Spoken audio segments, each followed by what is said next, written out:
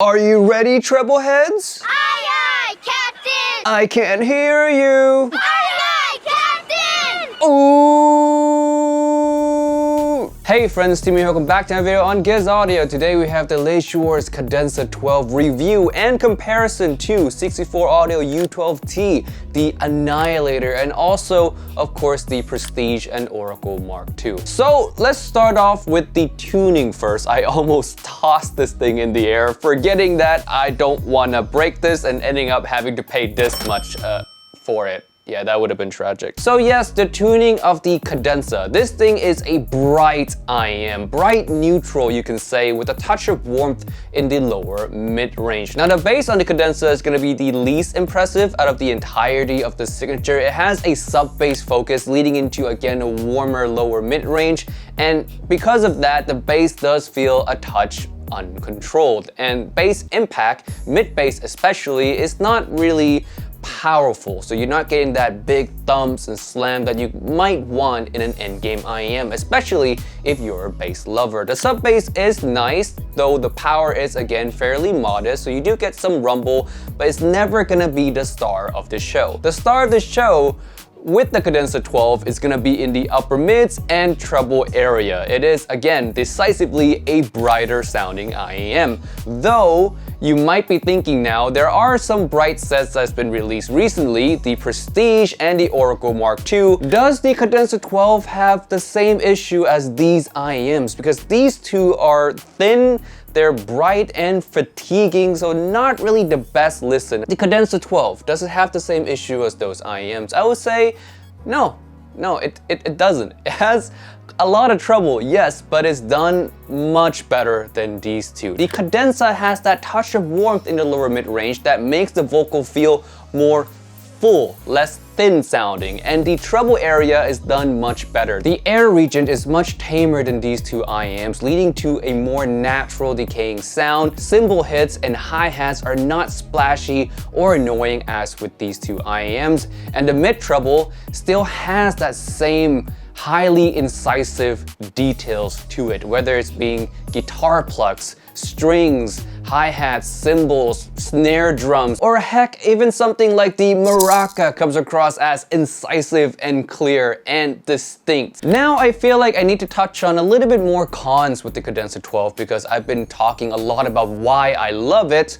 Some of the cons are what you expect out of treble headsets. Number one being potential fatigue. Number two being the timbre is not going to be the most natural, and especially with the Cadenza, it has a little bit of that warmth as well, so vocals are not going to be as open sounding as it could be. Another con that you're gonna find in the Cadenza 12 has to do with its soundstage. Now, soundstage and IEMs are not really impressive anyways. You won't get, out of head experience or super wide sound, but the Cadenza 12 especially has I wouldn't say a ball of sound or a very constricted soundstage, but it's not as wide as you want out of IEMs that cost this much. And the reason the soundstage feels a little bit more cramped than it should be is a couple things. Number one, the mid-treble focus. I found that IEMs with really good transients attack or incisiveness has a lot of mid-treble. That's kind of where all these really sharp attacks are coming from. Now,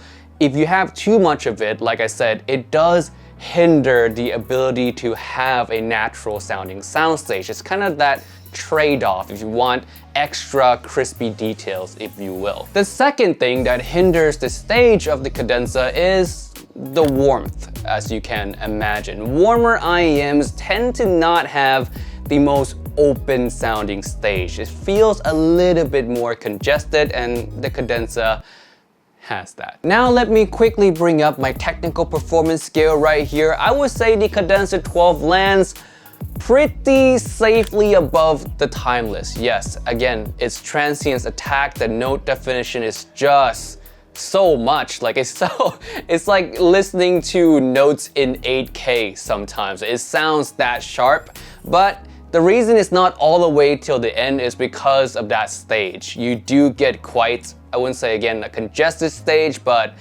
not great for the price that you're paying. So the stage hurts its overall technical performance. Now on to the comparison segment. First of all, we have U12T by 64 Audio, also a 12 driver setup, but the Cadenza 12 has a 5-way crossover, while the U12T has a measly 4-way crossover. In comparison to the U12T sounds cleaner, more correct than the Cadenza 12, also with better bass at the same time. The Cadenza 12 though wins in basically everything else, where the U12T is very inoffensive, is very versatile, but it lacks a lot of engagement and thus makes it quite a boring IEM. Yes, I do own a U12T myself, so don't hate on me, I own one, but I just never really grab it for listen. I much rather listen to Cadenza 12. The treble area is a lot more exciting, also note definition is sharper than the U12T as well, vocals are more forward and more lively.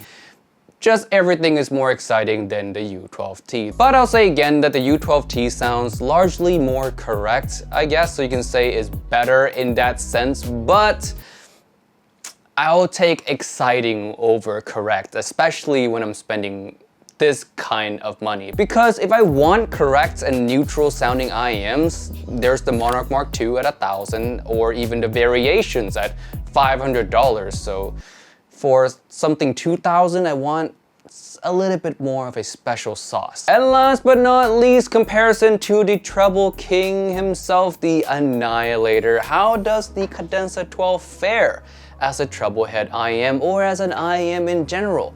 Well, I still much prefer the Annihilator, and for quite a lot of reasons. Number one, the Annihilator's tuning is more engaging. The bass is a lot, the impact is really nice, the sub bass is prominent, while at the same time, vocals are very forward and full sounding. It has a lot of treble as well, and a lot of little micro nuances, and the incisiveness of the Annihilator is again top dog, while at the same time coming across non-fatiguing and natural sounding. Now it is way more expensive than the Cadenza 12, so you kind of expect it to be better. So at the end of the day, do I recommend the Cadenza 12? The answer to that is a yes and a no. Yes, if you're a treble head and you're looking for a treble head IEM with all the treble magic while at the same time being relatively well tuned, then yes. No, if you're looking for value, of course it is $2,000. No IEMs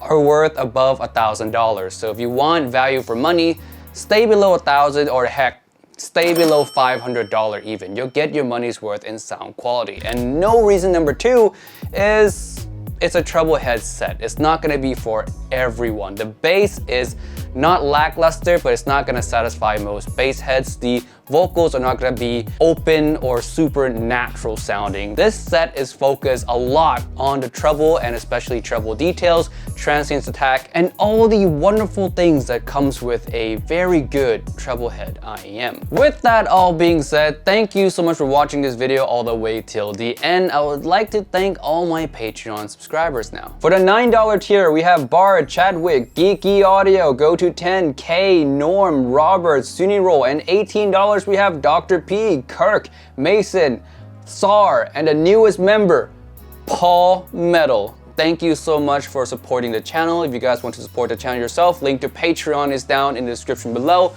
A lot of good perks there, and I'll see you guys in the next one. Peace out. Bye. 君が笑うだけで何でもできる気がする一緒に